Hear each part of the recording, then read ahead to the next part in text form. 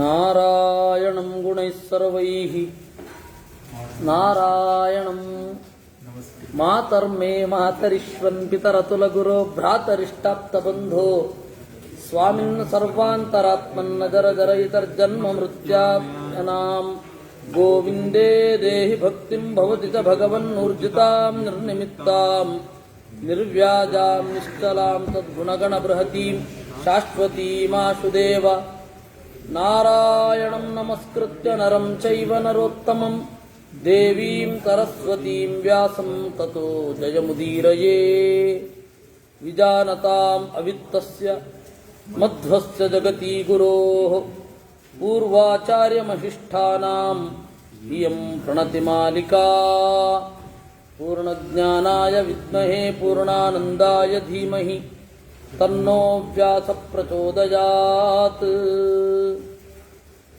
ಜನಮೇಜಯ ಅಂತನ್ನೋ ಒಬ್ಬ ರಾಜ, ಅವನು ಪರೀಕ್ಷಿತನ ಮಗ.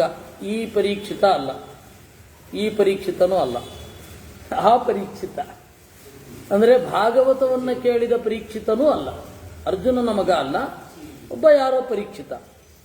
ಅವನ ಮಗನ ಹೆಸರು ಜನಮೇಜಯ. ಅವನು ವಿಪರೀತ ಸಿಟ್ಟು, ಆಕಸ್ಮಿಕವಾಗಿ ಉದ್ದೇಶಪೂರ್ವಕವಾಗಿ ಅಲ್ಲದೆ ಒಂದು ಬ್ರಹ್ಮಹತ್ಯಾ ಪಾಪ ಆಗಿಬಿಟ್ಟಿತು. ಅದಕ್ಕೆ ಪುರೋಹಿತರು ಮೊದಲಾದವರೆಲ್ಲ ಅವನನ್ನು ಧಿಕ್ಕರಿಸಿ ಬಹಿಷ್ಕರಿಸಿ ಎಲ್ಲೋ ಹೊರಟು ಬಿಟ್ಟಿದ್ದು. ಎಲ್ಲರಿಂದ ಬಹಿಷ್ಕೃತನಾಗಿದ್ದಾನೆ. ಊರಿನಲ್ಲಿ ಬಹಿಷ್ಕಾರ ತಾಳಲಾರದೆ ಕಾಡಿಗೆ ಬಂದ. ಕಾಡಿನಲ್ಲಿ ದಿಕ್ಕು ತಪ್ಪಿ ಅಲಿತಾ ಇದ್ದಾನೆ. ಕಡೆಗೊಮ್ಮೆ ಅವನಿಗನ್ನಿಸ್ತು ಇದು ಮುಗಿಯೋದೇ ಇಲ್ಲ ಅಂತ. ಅದರಿಂದಾಗಿ ಶೌನಕರ ಬಳಿ ಬಂದ. ಶೌನಕರ ಹತ್ತಿರ ಕೇಳಿದ, ನಾನು ಪಾಪಿ ಹೌದು, ಆದರೆ ನನ್ನನ್ನು ನೀವು ಉದ್ಧರಿಸಬೇಕು.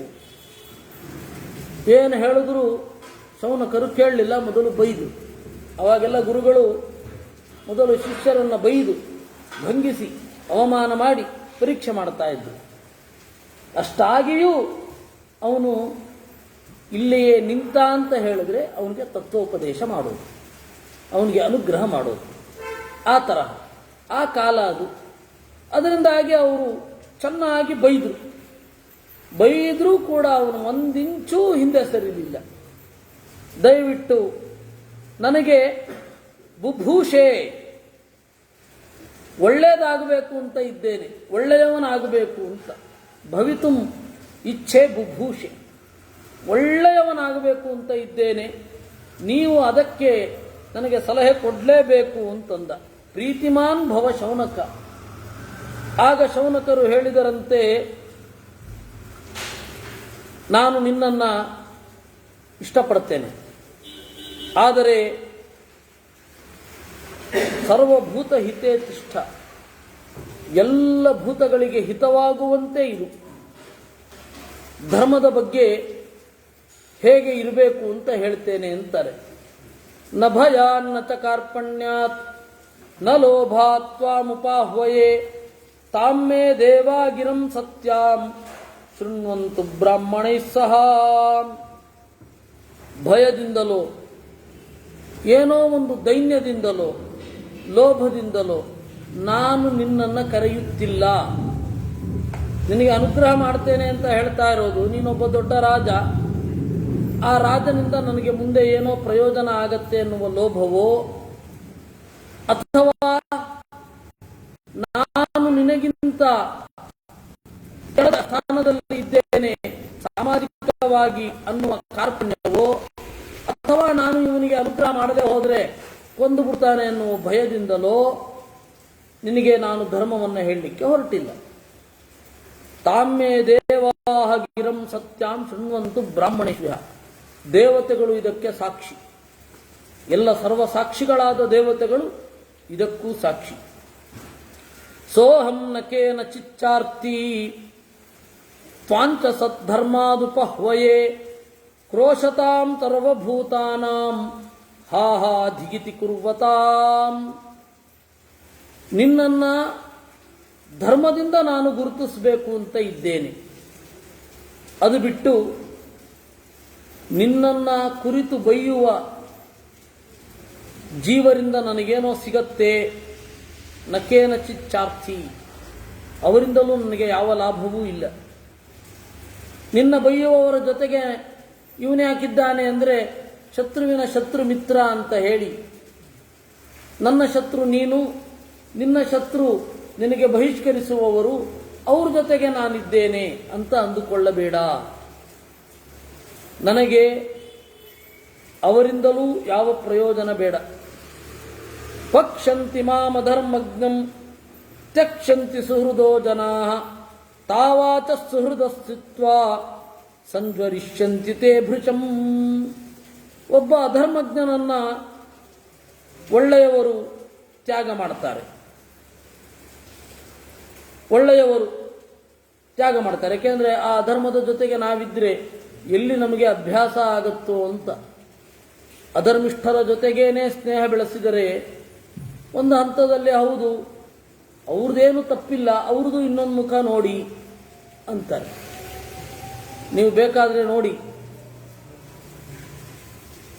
ಇವತ್ತು ಯೂಟ್ಯೂಬನ್ನು ನೋಡಿ, ವೀರಪ್ಪನ ಬಗ್ಗೆ ಯಾರೋ ಒಬ್ಬ ಮಾತಾಡಿರ್ತಾನೆ.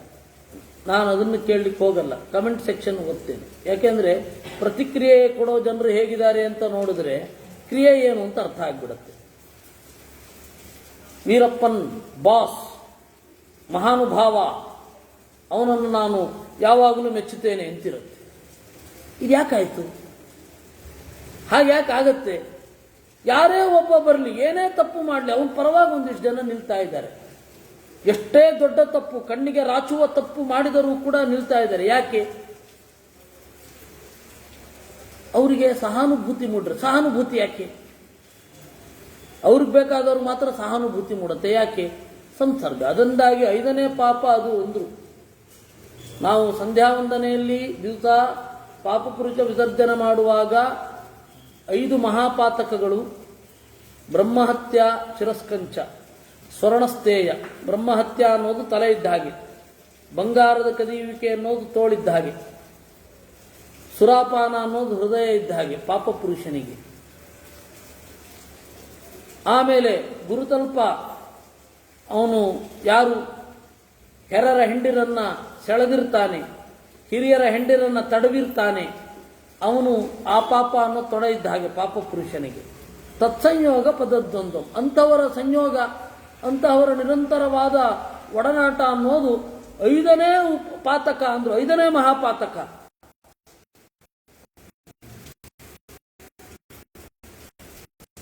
ಆದರೆ ನನಗೆ ನಿನ್ನನ್ನು ಬೈಯುವುದೂ ಯಾವ ಪ್ರಯೋಜನ ಇಲ್ಲ. ಅಧರ್ಮಜ್ಞನನ್ನ ಒಳ್ಳೆಯವರು ತ್ಯಾಗ ಮಾಡ್ತಾರೆ. ಅದರಿಂದ ಈ ಮಾತನ್ನ ಕೇಳಿದರೆ ಶೌನಕರು ಅವನನ್ನು ಸ್ವೀಕರಿಸಿದರು ಅಂತ ಬಹಳ ಬೇಸರ ಆಗತ್ತೆ ಅವ್ರಿಗೆ. ಸಂಜರಿಶ್ವಂತಿ, ಅಯ್ಯೋ ಶೌನಕರಿಗೇನು ಬಂತೋ ಏನೋ, ಇಂಥವನ್ನ ಸಪೋರ್ಟ್ ಮಾಡಿದ್ರು ಅಂತಾರೆ. ಕೇಚಿದೇವ ಮಹಾಪ್ರಾಜ್ಞಾ ಪ್ರತಿಜ್ಞಾಸ್ಯಂತಿ ಕಾರ್ಯತಾಂ ಜಾನೀಹಿ ಮೇ ಕೃತಂ ತಾತ ಬ್ರಾಹ್ಮಣಾನ್ ಪರಿತೋಷಯೇ. ಕೆಲವರು ಮಹಾಪ್ರಾಜ್ಞರು ಮಾತ್ರ ಏನು ಮಾಡಬೇಕು ಅನ್ನೋದನ್ನು ಹೇಳ್ತಾರೆ. ಪಾಪವನ್ನು ಧಿಕ್ಕರಿಸುವವರು ಕೆಲವರು, ಕೆಲವೇ ಮಹಾಪ್ರಾಜ್ಞರು ಏನು ಮಾಡಬೇಕು ಅಂತ ಹೇಳ್ತಾರೆ. ಜಾನೀಹಿ ಮೇ ಕೃತಂ ತಾತ ಬ್ರಾಹ್ಮಣಾನ್ ಪರಿತೋಷಯೇ. ನಾನು ಏನು ಮಾಡಿದ್ದೇನೆ ಅನ್ನೋದನ್ನು ತಿಳಿದುಕೋ, ನಿನ್ನ ಸಂಕಲ್ಪ ಇರಲಿ, ಜ್ಞಾನಿಗಳನ್ನು ಸಂತೋಷಗೊಳಿಸ್ತೇನೆ ಅಂತ. ಯಥಾ ತೇ ಸತ್ಕೃತಾಕ್ಷೇಮಂ ಲಭೇರನ್ಸ್ತುಂ ತಥಾ ಕುರು ಪ್ರತಿಜಾನೀಹಿ ಚಾದ್ರೋಹಂ ಬ್ರಾಹ್ಮಣಾನಾಂ ನರಾಧಿಪ. ಜ್ಞಾನಿಗಳನ್ನ ಯಾವತ್ತೂ ಕೂಡ ದ್ರೋಹ ಮಾಡೋಲ್ಲ ಜ್ಞಾನಿಗಳಿಗೆ ಅಂತ ಹೇಳಿ ಪ್ರತಿಜ್ಞೆ ಮಾಡು. ಅದು ನಿನ್ನ ಪಾಪ ಪರಿಹಾರದ ಮೊದಲ ಹೆಜ್ಜೆ. ಜನಮೇಜಯ ನೈವ ವಾಚಾ ನಮನತಾ ಪುನರ್ಜಾತು ನ ಕರ್ಮಣ ದ್ರೋಗ್ಧಾಸ್ಮಿ ಬ್ರಾಹ್ಮಣಾನ್ ವಿಪ್ರ ಚರಣಾವೇವತೆ ಸ್ಪೃಶೇ. ಅದಕ್ಕೆ ಹೇಳ್ದ, ಆಯ್ತು ನೀವು ಹೇಳಿದಂತೆ ಪ್ರತಿಜ್ಞೆ ಮಾಡ್ತಾನೆ. ಯಾಕೆಂದ್ರೆ ಪ್ರತಿಜಾನೀಹಿ ಅಂತ ಶೌನಕರು ಹೇಳಿದರು, ಅದರಂತೆ ಪ್ರತಿಜ್ಞೆ ಮಾಡ್ತಾ ಇದ್ದಾರೆ. ನೈವ ವಾಚ, ಇನ್ನು ಮೇಲೆ ಮಾತಿನಿಂದ ಮನಸ್ಸಿನಿಂದ ಕರ್ಮದಿಂದ ಜ್ಞಾನಿಗಳಿಗೆ ದ್ರೋಹ ಬಗೆಯೋಲ್ಲ. ನಿನ್ನ ಕಾಲಿಗೆ ಬೀಳುತ್ತೇನೆ. ತಸ್ಮಾತ್ತೇ ತಂ ಪ್ರವಕ್ಷ್ಯಾಮಿ ಧರ್ಮಮಾವೃತ ಚೇತತಃ ಶ್ರೀಮಾನ್ ಮಹಾಬಲಸ್ತುಷ್ಟೋ ಯಸ್ತ್ವಂ ಧರ್ಮಮವೇಕ್ಷಸೇ. ಆಗಲಿ, ನಾನು ನಿನಗೆ ಧರ್ಮವನ್ನು ಹೇಳುತ್ತೇನೆ. ಯಾಕೆ ಅಂದರೆ ಆವೃತ ಚೇತಸಃ, ಪಶ್ಚಾತ್ತಾಪದಿಂದ ನಿನ್ನ ಮನಸ್ಸು ಪಕ್ವವಾಗಿದೆ. ನೀನು ಶ್ರೀಮಾನ್, ಒಳ್ಳೆ ಧನ ಸಂಪತ್ತು ಇರುವವ, ಆಮೇಲೆ ಮಹಾಬಲಿಷ್ಠ. ಇನ್ನು ಸಂತೋಷದಿಂದ ತೃಪ್ತಿಯಿಂದ ಈ ಧರ್ಮವನ್ನು ಮಾಡ್ತೇನೆ ಅಂತ ಹೇಳ್ತಾ ಇದ್ದಿ. ಆಯ್ತು. ಪುರಸ್ತಾದ್ದಾರುಣೋ ಭೂತ್ವಾ ಸುಚಿತ್ರತರಮೇವ ತತ್ ಅನುಗೃಹಂತಿ ಭೂತಾನಿ ಸ್ವೇನ ವೃತ್ತೇನ ಪಾರ್ಥಿವಾಹ. ರಾಜರು ಎದುರುಗಡೆ ಒರಟಾಗಿ ಇರಬೇಕು, ಹೊರಗಡೆ ಒರಟಾಗಿ ಇರಬೇಕು, ಒಳಗಡೆ ಮಿದುವಾಗಿ ಇರಬೇಕು. ಹಾಗಿದ್ರೆ ಭೂತಾನಿ ಅನುಗೃಹಂತಿ, ಜೀವರನ್ನ ಸಂತೋಷಗೊಳಿಸುತ್ತಾರೆ. ಕೃತ್ಸ್ನೇನೂನಂ ಸದಸತಿ ಇತಿ ಲೋಕೋ ವ್ಯವಸ್ಯತಿ ಯತ್ರ ತ್ವಂ ತಾದೃಶೋ ಭೂತ್ವಾ ಧರ್ಮ ಮಧ್ಯಾನುಪಶ್ಯಸಿ. ಜ್ಞಾನಿಗಳಿಗೆ ಮೊರೆ ಹೊಕ್ಕರೆ ಒಬ್ಬ ರಾಜನಾಗಿ ಒಳಿತು ಯಾವುದು, ಕೆಡಕು ಯಾವುದು, ಇದನ್ನ ಪೂರ್ಣವಾಗಿ ನೀನು ನೋಡುತ್ತೀಯ. ಕೃತ್ಸ್ನೇ ಸದಸತಿ ಇತಿ ಲೋಕೋ ವ್ಯವಸ್ಯತಿ. ಯಾವುದೇ ಜನ, ಯಾವುದೇ ರಾಜ ನೋಡಬೇಕು ಅಂದರೆ ಒಳಿತು ಯಾವುದು, ಕೆಡಕು ಯಾವುದು ಅಂತ ಜ್ಞಾನಿಗಳಿಗೆ ಮೊರೆ ಹೋಗಬೇಕು. ಇಲ್ಲ ಅಂದರೆ ಒಳಿತು ಯಾವುದು, ಕೆಡಕು ಯಾವುದು ಅನ್ನೋದೇ ಗೊತ್ತಾಗೋದಿಲ್ಲ. ದರ್ಪಂ ಹಿತ್ವಾ ಪುನಶ್ಚಾಪಿ ಭೋಗಾಂಶ್ಚ ತಪ ಆಸ್ಥಿತಃ ಇತ್ಯೇತದಪಿ ಭೂತಾನಾಂ ಅದ್ಭುತಂ ಜನಮೇಜಯ. ದರ್ಪವನ್ನು ತೊರೆಯಬೇಕು, ಭೋಗವನ್ನು ತೊರೆಯಬೇಕು, ತಪಸ್ಸಿಗೆ ತೊಡಗಬೇಕು. ಇದೊಂದು ಅದ್ಭುತ. ಯಾಕೆ ಅಂದರೆ ಈ ಲೋಕದಲ್ಲಿ ಯೋ ದುರ್ಬಲೋ ಭವೇದ್ದಂತಹ ಕೃಪಣೋ ವಾ ತಪೋಧನಃ ಅನಾಶ್ಚರ್ಯಂ ತದಿತ್ಯಾಹು ನಾತಿ ದೂರೇ ಹಿ ವರ್ತತೆ. ಯಾರು ದುರ್ಬಲನಾಗಿರ್ತಾನೆ, ಅವನು ಇಂದ್ರಿಯ ನಿಗ್ರಹಿಸಿಕೊಂಡೇ ಇರ್ತಾನೆ, ಅದು ಆಶ್ಚರ್ಯ ಏನಿಲ್ಲ. ಅವನಿಗೆ ಹೊಡಿಲಿಕ್ಕೆ ಬಲ ಇಲ್ಲ, ಆದ್ದರಿಂದಾಗಿ ಅವನು ಶಾಂತವಾಗಿ ಇರ್ತಾನೆ. ಬಲ ಇದ್ದು ಹೊಡಿದೇ ಇರಬೇಕು ಅಲ್ವಾ? ಒಳ್ಳೆ ದೈಹಿಕವಾದ ಬಲ ಇದ್ದು ಅವನು ಹೊಡೆದರೆ 4 ಜನ ತಿರುಗಿ ಬೀಳಲ್ಲ ಅಂತ ಇರುವಲ್ಲಿ ಅವನು ಹೊಡೆತವನ್ನು ನಿಗ್ರಹಿಸ್ಕೋಬೇಕೇ ವಿನಃ ನಮ್ಮಂಥವರು ದಾಂತರು ಅಂದರೆ ಏನು ಪ್ರಯೋಜನ? ಹೊಡಿಲಿಕ್ಕೆ ಶಕ್ತಿಯೇ ಇಲ್ಲ. ಅದರಿಂದಾಗಿ ಯೋ ದುರ್ಬಲೋ ಭವೇದ್ದಾಂತಹ, ಅದು ಗೊತ್ತಾಗದೇನೆ ಒಂದು ಅಳ್ಳು ಬಿದ್ದೋಗಿದೆ. ಅದುರ್ಬಲೋ ಭವೇದ್ದಾಂತಹ ಅಂತ ಆಗಿದೆ. ಅದುರ್ಬಲೋ ಭವೇದ್ದಾಂತಹ ಅಲ್ಲ, ಯೋ ದುರ್ಬಲೋ ಭವೇದ್ದಾಂತಹ. ಒಬ್ಬ ದುರ್ಬಲ ಇಂದ್ರಿಯ ನಿಗ್ರಹವನ್ನು ಹೊಂದಿರ್ತಾನೆ. ಕೃಪಣೋವಾ ತಪೋಧನಃ, ಅವನು ಮಹಾದೀನ, ಅವನಿಗೆ ದೈನ್ಯದಲ್ಲಿಯೇ ಸಮಯ ಹೋಗುತ್ತೆ. ಅವನು ದೇವರನ್ನು ಯೋಚನೆ ಮಾಡೋದಾದರೂ ಎಂತು? ದೇವರನ್ನು ಯೋಚನೆ ಮಾಡಲಿಕ್ಕೆ ಪುರುಸೊತ್ತಿಲ್ಲ. ಯಾಕೆ ಅಂದರೆ ಆ ಬಿಡುವೆಲ್ಲ ಅಳುವು ತಗೊಂಡಿದೆ. ಕೃಪಣ ಅಂದ್ರೆ ಏನು ಗೊತ್ತಾ? ಮರ್ಸಿ ಮಾಂಗರ್, ದಯೆಯನ್ನು ಕೇಳ್ತಾ ಇರ್ತಾನೆ, ಅದಕ್ಕೆ ಕಷ್ಟಗಳನ್ನು ಹೇಳ್ತಾ ಇರ್ತಾನೆ. ಸಿಂಪತಿ ಮಾಂಗರ್, ಅವನು ಯಾವತ್ತೂ ಕರುಣೆ ಬರಬೇಕು ಅಂತ ಅದಕ್ಕೆ ಇದ್ದದ್ದು ಇಲ್ಲದ್ದೆಲ್ಲ ಕಷ್ಟಗಳನ್ನು ಹೇಳ್ಕೊತಾನೇ ಇರ್ತಾನೆ, ಮುಗಿಯೋದೇ ಇಲ್ಲ. ಅವನು ತಪೋಧನ ಎಲ್ಲ ಆಗ್ತಾನೆ. ಯಾಕೆ ಅಂದರೆ ಅವನು ದೇವರಿಂದ ದಯೆಯನ್ನ ಕೇಳುವ ಬದಲು ಜನರಿಂದ ದಯೆಯನ್ನು ಬಯಸ್ತಾ ಇರ್ತಾರೆ. ಆದರೆ ಅವನು ತಪೋಧನ ಅಂತ ಖ್ಯಾತನಾಗ್ತಾನೆ, ಬಹಳ ಸಾತ್ವಿಕರಿ ಅಂತ. ಅನಾಶ್ಚರ್ಯಂ ತದಿತ್ಯಾವ, ಅದೇನು ಆಶ್ಚರ್ಯ ಅಲ್ವೇ ಅಲ್ಲ. ಯಾಕೆ ಅಂದರೆ ಅವನಿಗಿರೋ ಆಯ್ಕೆನೇ ಅದೊಂದು. ನಾತಿ ದೂರೇ ಹಿ ವರ್ತತೆ ತಪಯೇವ ಹಿ ಕಾರ್ಪಣ್ಯಂ ಸಮಗ್ರಮ ಸಮೀಕ್ಷಿತಂ ತಚ್ಚೇತ್ ಸಮೀಕ್ಷಯೈವ ಸ್ಯಾತ್ ಭವೇತ್ ತಸ್ಮಿನ್ ತಪೋ ಗುಣಃ. ಅಸಮೀಕ್ಷಿತಂ, ಯಾವುದೇ ಒಂದು ವಿಚಾರವನ್ನ ಪೂರ್ಣವಾಗಿ ನೋಡದಿದ್ದರೆ ಅದನ್ನು ತಪಸ್ಸು ಅಂತನ್ನಲ್ಲ, ಕಾರ್ಪಣ್ಯ ಅಂತಾನೆ ಅಂತಾರೆ. ಸಮೀಕ್ಷಯೈವ ಸ್ಯಾತ್. ತಪಸ್ಸು ಅಂತನ್ನೋದು ಆಳವಾದ ಅರಿವಿನಿಂದಲೇ ಬರಬೇಕು. ಅವಾಗಲೇ ಅಲ್ಲಿ ತಪೋಗುಣ ಬರುತ್ತೆ. ತಪೋಗುಣ ಬರಬೇಕು ಅಂದರೆ ನೀನು ಸಿಟ್ಟು ಬಿಡಬೇಕು. ಸಿಟ್ಟು ಬಿಟ್ಟರೆ ಆಲೋಚನೆಯ ಪೂರ್ಣವಾದ ಅರಿವು ಮೂಡುತ್ತೆ. ಇಲ್ಲ ಅಂದರೆ ಮೂಡಲ್ಲ. ಆಲೋಚನೆ ಪೂರ್ಣವಾಗಿ ಮೂಡಿದರೆ ತಪಸ್ಸು ಸಿದ್ಧ ಆಗತ್ತೆ. ಇಲ್ಲ ಅಂದರೆ ತಪಸ್ಸು ಸಿದ್ಧ ಆಗಲ್ಲ. ಬೇರೆಯವರ ಕರುಣೆ, ಬೇರೆಯವರ ಗಮನ, ಅದರಲ್ಲಿ ಕಾಲ ಕಳೆದು ಹೋಗುತ್ತೆ. ಯಜ್ಞೋ ದಾನಂ ದಯಾ ವೇದಾಃ ಸತ್ಯಂಚ ಪೃಥಿವೀಪತೆ ಪಂಚೈತಾನಿ ಪವಿತ್ರಾಣಿ ಷಷ್ಠಂ ಸುಚರಿತಂ ತಪಃ. ತಪಸ್ಸು ಅಂದ್ರೇನು ಅಂತ ಹೇಳ್ತೇನೆ ಕೇಳು. ಆ ಪ್ರಾಯಶ್ಚಿತ್ತ ಮಾಡಿ ನೀನು ಆಮೇಲೆ ನಿನ್ನ ಬ್ರಹ್ಮಹತ್ಯಾವನ್ನು ಪರಿಹಾರ ಮಾಡಿಕೊಳ್ತಿ.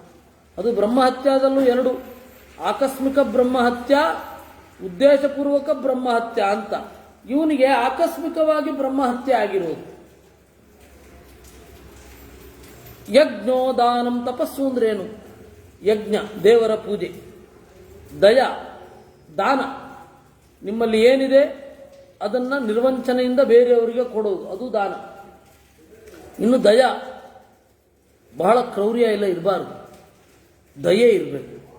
ವೇದಾಹ, ವೇದಾಧ್ಯಯನ.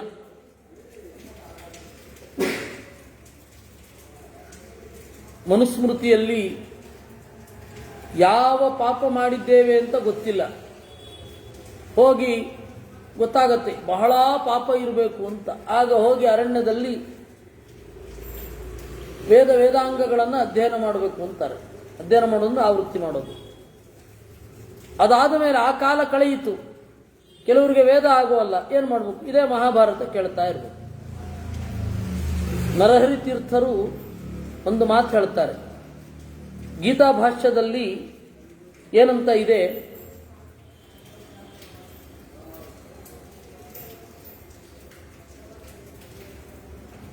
ಭಾರತದಿಂದ ಪಾಪಕ್ಷಯ ಆಗತ್ತೆ ಅಂತ ಮಹಾಭಾರತದ ಮಾತಿದೆ. ಮಹತ್ವಾತ್ ಭಾರವತ್ವಾಚ್ಚ ಮಹಾಭಾರತ ಮುಚ್ಯತೆ ನಿರುತ್ತಮಸ್ಯ ಯೋ ವೇದ ಸರ್ವಪಾಪೈ ಪ್ರಮುಚ್ಯತೆ. ಮಹತ್ವ ಇರೋದ್ರಿಂದ, ಅರ್ಥದ ಭಾರ ಇರೋದ್ರಿಂದ ಇದನ್ನು ಮಹಾಭಾರತ ಅಂತ ಕರೀತಾರೆ. ಯಾರು ಅಸ್ಯ ನಿರುಕ್ತಂ ವೇದ, ಇದರ ನಿರುಕ್ತವನ್ನು ಯಾರು ತಿಳಿದಿದ್ದಾನೆ ಅವನು ಎಲ್ಲ ಪಾಪಗಳಿಂದ ಬಿಡುಗಡೆ ಹೊಂದುತ್ತಾನೆ ಅಂತ. ನಿರುಕ್ತವನ್ನು ತಿಳಿಬೇಕಾದ್ರೆ ಶ್ರವಣ ಮಾಡಬೇಕು. ಆ ಶ್ರವಣ ಅನ್ನೋದನ್ನು ಇಟ್ಟುಕೊಂಡು ನರಹರಿ ತೀರ್ಥರು ಹೇಳ್ತಾರೆ, ಜನಮೇಜಯಾದೀನಾಂ ದೃಷ್ಟೇಹೇ ಅಂತ. ಅವರು ಹೇಳಿದ್ದು ಈ ಜನಮೇಜಯ ಮಹಾಭಾರತವನ್ನು ಕೇಳಿದವ. ವೈಶಂಪಾಯನರಿಂದ ಮಹಾಭಾರತವನ್ನು ಕೇಳಿದ ಜನಮೇಜಯ ಮೊದಲಾದವರಿಂದ ಅದು ಗೊತ್ತಾಗಿದೆ. ಮತ್ತೆ ಪ್ರಾಯಶ್ಚಿತ್ತಕ್ಕಾಗಿಯೇ ಮಹಾಭಾರತ ಹೊರಟಿರೋದು ಅಂತ. ಅವನದ್ದು ಕೂಡ ಒಂದು ಆಕಸ್ಮಿಕವಾದ ನಾಯಿ, ದೇವಲೋಕದ ನಾಯಿ. ಆ ನಾಯಿಗೆ ಜೋರು ಪೆಟ್ಟು ಕೊಟ್ಟು ಬಿಡ್ತಾನೆ. ಯಾರು? ಅವನ ಕಡೆಯವರು ಯಾರೋ. ಆ ನಾಯಿ ಬಂದು ಅಮ್ಮನ ಹತ್ರ ದೂರ ಹೇಳುತ್ತೆ. ದೇವಲೋಕದ ನಾಯಿ ಸರಮ ಅಂತ. ಅದಕ್ಕೆ ನಾಯಿಯನ್ನ ಸಾರಮೇಯ, ಸರಮ ಅನ್ನುವ ದೇವಶುನಿಯ ವಂಶದಲ್ಲಿ ಬಂದವುಗಳು ಸಾರಮೇಯ ಅಂತ. ಆ ಸರಮ ತಾಯಿ ಹತ್ತಿರ ಆ ಪುಟ್ಟ ಮರಿ ಬಂದು ಹೇಳುತ್ತೆ, ಅಮ್ಮ ನನ್ನನ್ನು ಸುಮ್ಮನೆ ಕಲ್ಲಿನಿಂದ ಹೊಡೆದು ಓಡಿಸಿದ್ರು, ನೀನೇನೋ ತಪ್ಪು ಮಾಡಿರ್ತ್ಯಾ ಅದಕ್ಕೆ ಓಡಿಸಿರ್ತಾರೆ. ಇಲ್ಲ ಇಲ್ಲ, ನಾವಲೀಢೆ ಹವಿಂಚಿ ನಾವೇಕ್ಷೆ ಹವಿಂಸಿ ನಾವಲೀಢೆ ಪುರೋಡಾಶಂ. ಮಹಾಭಾರತ ಶುರು ಆಗೋದೇ ಹೀಗೆ. ಒಂದು ನಾಯಿಗೆ ಹೊಡೆದದ್ದರಿಂದ ಪ್ರಾಯಶ್ಚಿತ್ತ ಇದು ಪಾಪ ಬಂದ್ಬಿಡ್ತು. ಅದು ದೇವಲೋಕದ ನಾಯಿ. ಅದು ಹೇಳಿತು, ನಾನು ಯಾವ ಅಪರಾಧವನ್ನು ಮಾಡಿಲ್ಲ, ಯಾವ ಅಪರಾಧ ಮಾಡದಿದ್ದರೂ ಹೊಡೆದು ಕಳಿಸಿದ್ದಾರೆ ಜನಮೇಜಯನ ತಮ್ಮಂದಿರು. ಶ್ರುತಸೇನ, ಉಗ್ರಸೇನ, ಭೀಮಸೇನ ಅಂತ ಜನಮೇಜಯನ ತಮ್ಮಂದಿರು. ಅವರು ಆ ನಾಯಿ ಮರಿಯನ್ನು ಹೊಡೆದು ಕಳಿಸ್ಬಿಟ್ಟಿರ್ತಾರೆ. ಅದಕ್ಕೆ ಪಾಪ, ಅದು ಶಾಪ ಕೊಡುತ್ತದು. ಆ ಪಾಪದ ಪರಿಹಾರಕ್ಕಾಗಿ ಕೂಡ, ಪಾಪದ ಪರಿಹಾರಕ್ಕಾಗಿಯೂ ಅಷ್ಟೊಂದು ಸರ್ಪಗಳನ್ನು ಕೊಂದದ್ದಕ್ಕಾಗಿಯೂ ಪ್ರಾಯಶ್ಚಿತ್ತ ರೂಪವಾಗಿ ಮಹಾಭಾರತವನ್ನು ಅವನು ಕೇಳಿದ್ದು. ಹೀಗಾಗಿ ಪಾಪ ಪ್ರಾಯಶ್ಚಿತ್ತ ಯಾವುದು? ಮಹಾಭಾರತದ ಶ್ರವಣವೂ ಕೂಡ, ಅಧ್ಯಯನವೂ ಕೂಡ. ಅದರಿಂದಾಗಿ ವೇದಾಹ ಅಂದು. ಸತ್ಯಂ, ಸಜ್ಜನರಿಗೆ ಹಿತವಾದ ನಡವಳಿಕೆ. ಪಂಚೈತಾನಿ ಪವಿತ್ರಾಣಿ, ಈ 5 ಅತ್ಯಂತ ಪವಿತ್ರ. ಷಷ್ಠಂ ಸುಚರಿತಂ ತಪಃ, ಆಮೇಲೆ ಒಳ್ಳೆ ನಡೆ. ಸುಚರಿತಂ, ಅದು ಕೂಡ ತಪಸ್ಸು. ತದೇವರಾಜ್ಞಾಂ ಪರಮಂ ಪವಿತ್ರಂ ಜನಮೇಜಯ ಯೇನ ಸಮ್ಯಕ್ ಗೃಹೀತೇನ ಶ್ರೇಯಾಂತಂ ಧರ್ಮಮಾಪ್ಸ್ಯಸಿ.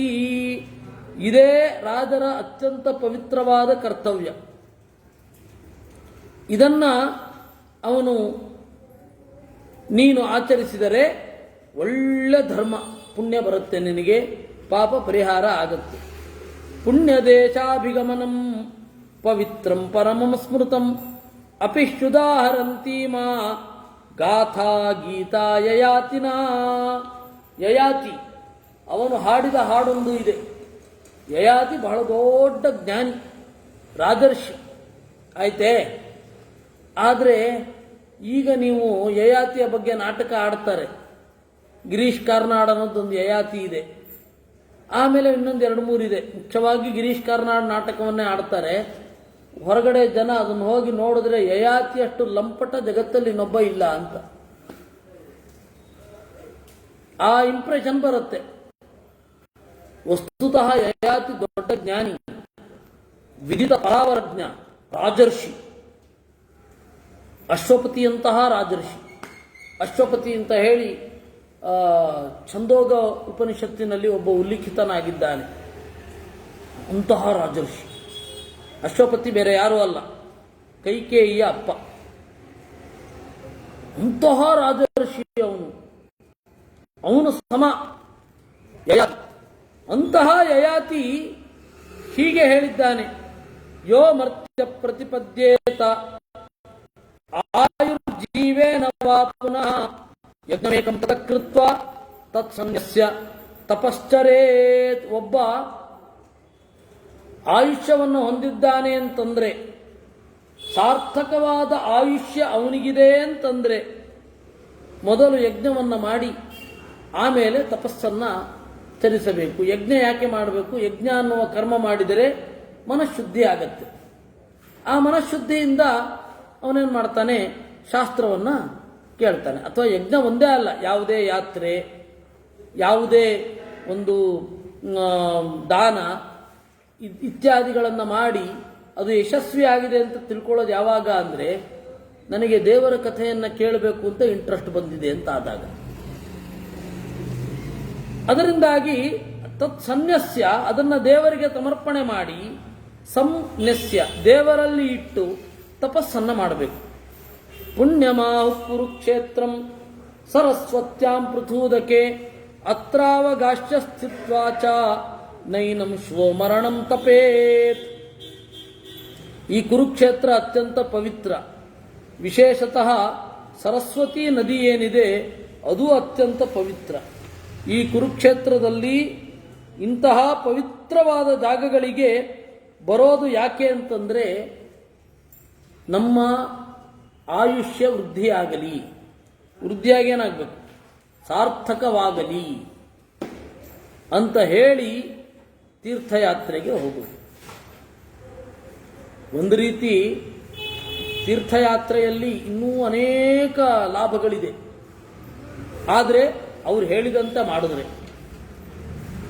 ತೀರ್ಥಯಾತ್ರೆಯಲ್ಲಿ ಈಗ ಪ್ಯಾಕೇಜ್ ಸೀದಾ ಹೋಗಿ ಕರ್ಕೊಂಡು ನೋಡಿದ್ರೆ ನಿಮಗೆ ಲೋಕಲ್ ಏಡ್ಸ್ ಪರಿಚಯವೇ ಆಗಲ್ಲ. ಅಲ್ಲ, ಒಂದು ತೀರ್ಥಯಾತ್ರೆಗೆ ಹೋದರೆ ಅಲ್ಲಿಯ ವಿದ್ವಾಂಸರನ್ನು ಭೇಟಿ ಮಾಡಿ ಶಾಸ್ತ್ರದ ಬಗ್ಗೆ ಚರ್ಚೆ ಮಾಡಿ ಆಮೇಲೆ ತೀರ್ಥವನ್ನು ಆಸ್ವಾದಿಸಿ ತೀರ್ಥವನ್ನು ಸೇವಿಸಿ ಬನ್ನಿ. ಹಂಗೆ ಪವಿತ್ರ. ಅವಾಗೇನಾಗತ್ತೆ? ವಿನಯ ಬಂತು, ಆಯ್ತಾ? ವಾಕ್ ಶುದ್ಧಿ ಆಯಿತು, ಮನಸ್ಸು ಶುದ್ಧಿ ಆಯಿತು, ಅಲ್ಲಿ ನಿಯಮಿತವಾಗಿ ಇದ್ದದ್ರಿಂದ ದೇಹ ಶುದ್ಧಿ ಆಯಿತು. ನಾವ್ಯಾರು ಇವತ್ತು ಹೇಳುವ ತೀರ್ಥಯಾತ್ರೆ ಭಾಗವತದಲ್ಲಿ 12ನೇ ಸ್ಕಂಧದಲ್ಲಿ ಕಲಿಯುಗದಲ್ಲಿ ತೀರ್ಥಕ್ಷೇತ್ರ ಯಾತ್ರೆ ಅಂದ್ರೇನು ಅಂದರೆ ದೂರೇ ವಾರ್ಯಟನಂ ತೀರ್ಥಂ ಅಷ್ಟೇ. ದೂರ ಹೋಗಿ ನೀರಲ್ಲಿ ಮುಳುಗೋದು ಅಷ್ಟೇ, ಅದೇ ತೀರ್ಥ. ಕಲಿಯುಗದಲ್ಲಿ ಇರುವ ಕಾನ್ಸೆಪ್ಟ್ ಅದು. ಆದರೆ ಹಾಗಲ್ಲ. ತೀರ್ಥಕ್ಷೇತ್ರ ಯಾತ್ರೆಯಿಂದ ಜ್ಞಾನ ಬರಬೇಕು. ನೀವು ಮಾಡಿದ ತೀರ್ಥಕ್ಷೇತ್ರ ಯಾತ್ರೆ ಸಫಲವಾಗಿದೆ ಅಂತ ಹೇಗೆ ಗೊತ್ತಾಗತ್ತೆ ಅಂದರೆ, ನಿಮಗೆ ಜ್ಞಾನದಲ್ಲಿ ರತಿ ಮೂಡಿದರೆ, ದೇವರ ಕಥೆಯನ್ನು ಕೇಳಬೇಕು ಅಂತ ಆದರೆ. ಅದರಿಂದ ಈ ತರಹ ಆದರೆ ಖಂಡಿತವಾಗಿ ನಿಮ್ಮ ದುರ್ಮರಣ ಮುಂದೆ ಹೋಗುತ್ತೆ. ದುರ್ಮರಣ ಮುಂದೆ ಹೋದರೆ ಅಷ್ಟು ಸಾಧನೆ ಮಾಡಬಹುದಲ್ಲ, ಮಧ್ಯದಲ್ಲೇ ಸತ್ತು ಹೋದರೆ. ಅದಕ್ಕೆ ಅತ್ರಾವಗಾಶ್ಯ ಸ್ಥಿತ್ವಾಚ ನೈನಂ ಶ್ವೋ ಮರಣಂ ತಪೇತ್. ಇಲ್ಲ, ಆಯುಷ್ಯವೇ ಇರಲಿಲ್ಲ, ಕೂಡಲೇ ಸತ್ತ ಅಂತ ಇಟ್ಕೊಳ್ಳಿ, ಅವನಿಗೆ ಪಶ್ಚಾತ್ತಾಪ ಅಂತೂ ಆಗಲ್ಲ. ಜೀವನದಲ್ಲಿ ಒಂದು ಒಳ್ಳೆ ಕೆಲಸವನ್ನಾದರೂ ಮಾಡಿದ್ದೇನೆ ಅಂತ.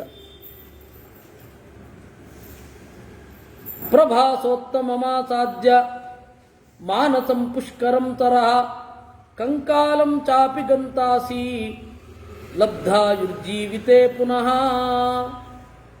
ಪ್ರಭಾಸ ಕ್ಷೇತ್ರಕ್ಕೆ ಹೋಗು, ಮಾನಸ ಸರೋವರದಲ್ಲಿ ಮುಳುಗು, ಪುಷ್ಕರ ಸರೋವರದಲ್ಲಿ ಮುಳುಗು. ಕಂಕಾಲ ಅಂತ ಒಂದು ಸರೋವರ. ಕಂಕಾಲ ಅಂದರೆ ನಾರ್ಮಲ್ ಸಂಸ್ಕೃತದಲ್ಲಿ ಅಸ್ಥಿಪಂಜರ. ಕಂಕಾಲ ಅಂತ ಒಂದು ಸರೋವರ, ಅಲ್ಲಿ ಮುಳುಗಿದರೆ ಆಯುಷ್ಯ ವೃದ್ಧಿಯಾಗತ್ತೆ. ಅದರಿಂದ ಏನಾದರೂ ಪುಣ್ಯದ ಕೆಲಸ ಮಾಡಬಹುದು. ವಸ್ತುತಃ ಇವರು ಹೇಳೋ ರೀತಿಯಿಂದ ತೀರ್ಥಕ್ಷೇತ್ರ ಯಾತ್ರೆ ಮಾಡ್ತಾ ಇದ್ರೆ ದೇಹ ಫಿಟ್ ಆಗೇ ಇರುತ್ತೆ. ಇವತ್ತು ನಾವು ಏನು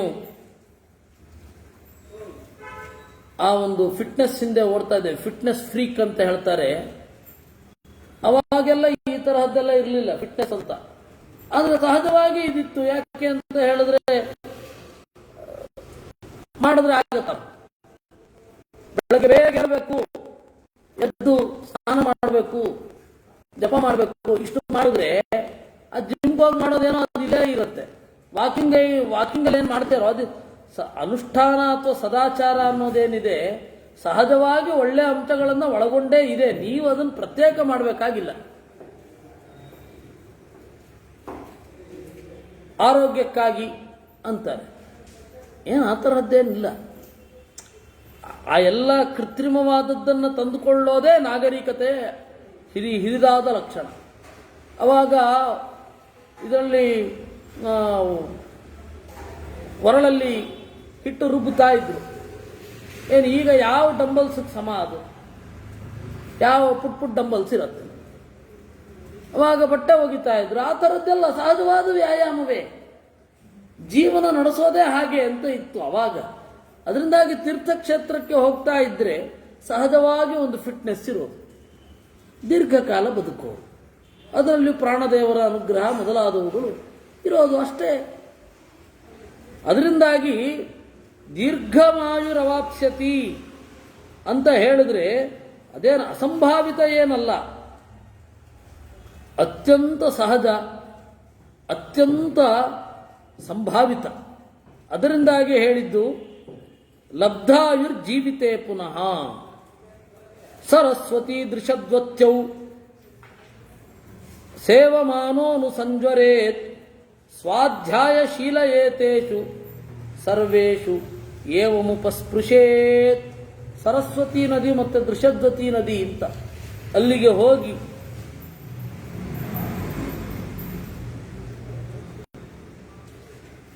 ಹೋಗಿ ಸ್ವಾಧ್ಯಾಯಶೀಲ ಏತೇಷು, ಅವನ ಪಾಲಿಗೆ ಬಂದ ವೇದಾಧ್ಯಯನಾದಿಗಳನ್ನು ಮಾಡ್ತಾ ಇದ್ರೆ, ಅವನ ಪಾಲಿಗೆ ಬಂದ ಪುರಾಣವನ್ನು ಇತಿಹಾಸವನ್ನು ಚಿಂತನೆ ಮಾಡ್ತಾ ಇದ್ರೆ ಅವನು ಈ ಫಲವನ್ನು ಪಡೆದೇ ಪಡಿತಾನೆ. ಸರ್ವೇಷು ಏವಂ ಉಪಸ್ಪೃಶ್ಯೇತ್. ಎಲ್ಲ ಕಡೆಯೂ ಹೀಗೆ ಮುಟ್ಟಬೇಕು ಅಂತ ಅರ್ಥ ಅಲ್ಲ. ಉಪಸ್ಪೃಶ್ಯೇತ್ ಅನ್ನೋದಕ್ಕೆ ನೀರು ಮುಟ್ಟಿ ಬರಬೇಕು ಅಂತಲ್ಲ, ಸ್ನಾನ ಮಾಡೋದು ಅಂತ. ಉಪಸ್ಪೃಶ್ಯ ಮುಟ್ಟುಬಿಡೋದಲ್ಲ, ಆಚಮನ ಮಾಡೋದು ಅಂತ ಅರ್ಥ. ತ್ಯಾಗ ಧರ್ಮಂ ಪವಿತ್ರಾಣಾಂ ಸನ್ಯಾತಂ ಪರಮಬ್ರವೀತ್ ಅತ್ರಾಪ್ಯುದಾಹರಂತೀಮ ಗಾಥಾ ಸತ್ಯವತಾ ಕೃತಾ ತ್ಯಾಗಧರ್ಮಂ ಪವಿತ್ರಾಣಂ. ಪವಿತ್ರ ಆಗಬೇಕು ಅಂದರೆ ತ್ಯಾಗ ಮಾಡಬೇಕು, ಅದೊಂದೇ ದಾರಿ. ಎಲ್ಲಕ್ಕಿಂತ ಮಿಗಿಲಾದದ್ದು ಪರಂ ಸನ್ಯಾಸಮಬ್ರವೀತ್. ಸನ್ಯಾಸ ಅಂದರೆ ಮೂಲಭೂತವಾದ ಅರ್ಥ ದೇವರಲ್ಲಿ ಎಲ್ಲವನ್ನ ಅರ್ಪಣೆ ಮಾಡೋದು ಅಂತ. ಕಾಮಾದಿಗಳನ್ನು ಅರ್ಪಣೆ ಮಾಡಿದ್ದು ಈಗಿನ ಸನ್ಯಾಸ. ಅಂದರೆ ಆ ಯತ್ಯಾಶ್ರಮ ಅನ್ನುವ ಅರ್ಥ ಬರಬೇಕು ಅಂದರೆ ಕಾಮ ಮೊದಲಾದವುಗಳನ್ನು ದೇವರಲ್ಲಿ ಅರ್ಪಣೆ ಮಾಡಬೇಕು. ಇಲ್ಲ ನಾವು ಗೃಹಸ್ಥರಾಗಿಯೇ ಇರ್ತೇವೆ ಅಂತ ಹೇಳಿದರೆ ದೇವರಲ್ಲಿ ಅರ್ಪಣೆಯನ್ನು ಮಾಡೋದು. ಈ ತರಹ ಮಾಡಿದರೆ ಅದೇ ಪರಮ, ಅದೇ ಪ್ರಾಯಶ್ಚಿತ್ತ. ಇಲ್ಲಿ ಸತ್ಯವಾನ್ ಅನ್ನುವುದರ ಬಗೆಗೆ ಸತ್ಯವಾನ್ ಅಂತ ಹೇಳಿ ಏನು ಒಬ್ಬ ಇದ್ದಾನೆ, ಅವನು ಹೇಳಿದ್ದನ್ನು ನಾನು ಹೇಳ್ತೇನೆ ಅಂತ. ಸತ್ಯವಾನನ್ನ ಯಾಕೆ ಹೇಳಬೇಕು ಅಂದರೆ, ಈ ಸತ್ಯವಾನ್ ಯಾರು ಗೊತ್ತಾ? ಸತ್ಯಮಿತಿ ಸತ್ಯವಚಾರಾಥಿ ತರಹ ಅಂತ ತೈತ್ತಿರಿಯ ಉಪನಿಷತ್ತಿನಲ್ಲಿ ಉಲ್ಲಿಖಿತನಾಗಿದ್ದಾನೆ. ಅವನು ಸತ್ಯವಾನ್. ಆ ಸತ್ಯವಾನ್ ಅನ್ನುವವ ಹೇಳಿದ ಮಾತು ತ್ಯಾಗದ ಬಗ್ಗೆ,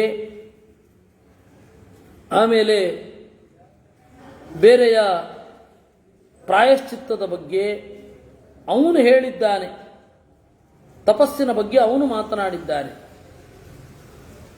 ಅದರ ಬಗ್ಗೆ ನಾವು ಸ್ವಲ್ಪ ನೋಡಬಹುದು. ಏವಂ ಪ್ರಕೃತಿ ಯಥಾ ಕುಮಾರ ಸತ್ಯೋ ವೈ ನೈವ ಪುಣ್ಯೋ ನ ಪಾಪಕಃ ನಶ್ಯಸ್ತಿ ಸರ್ವಭೂತೇಷು ದುಃಖಮಸ್ಮಿನ್ ಕುತಃ ಸುಖಂ.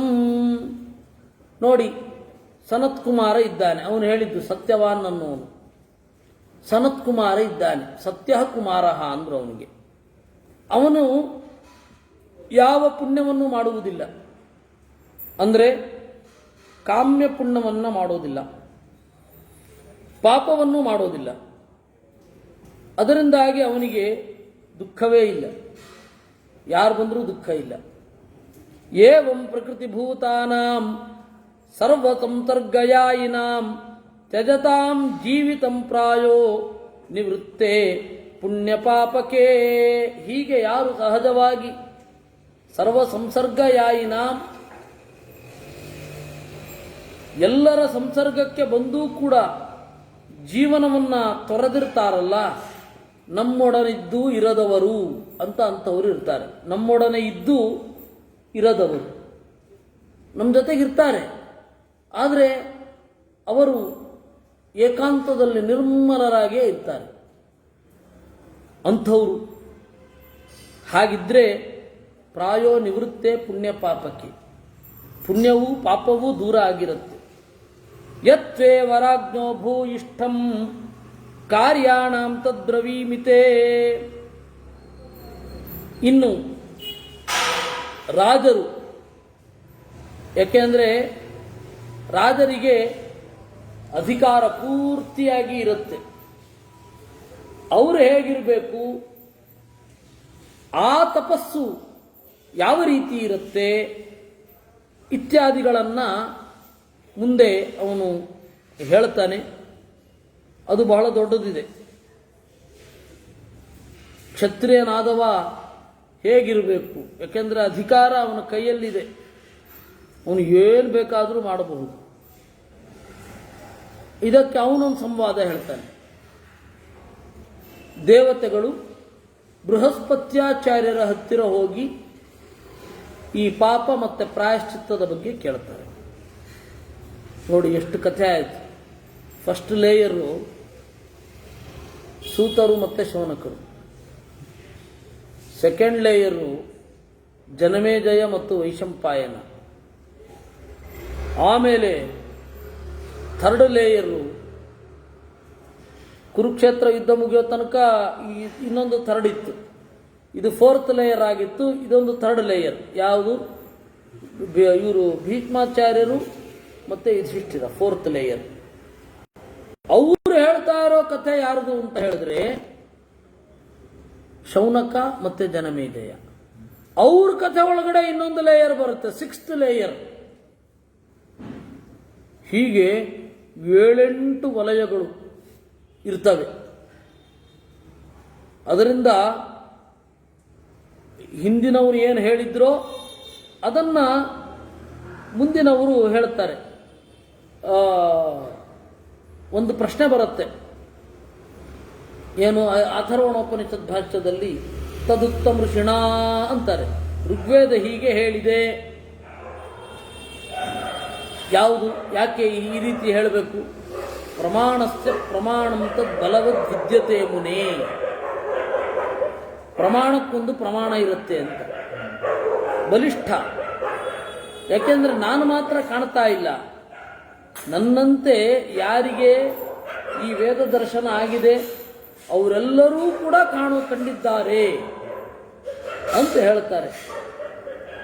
ಆ ಭಾಗವನ್ನ ನಾವು ನಾಳೆ ನೋಡೋಣ ಅಂತ ಹೇಳ್ತಾ ಇವತ್ತಿನ ಚಿಂತನೆಯನ್ನ ನಾನು ಇಲ್ಲಿಗೆ ಉಪಸಂಹರಿಸ್ತೇನೆ. ಬೇರೆ ಕಾರ್ಯಗಳಿರೋದ್ರಿಂದ. ಕೃಷ್ಣಾರ್ಪಣಮಸ್ತು.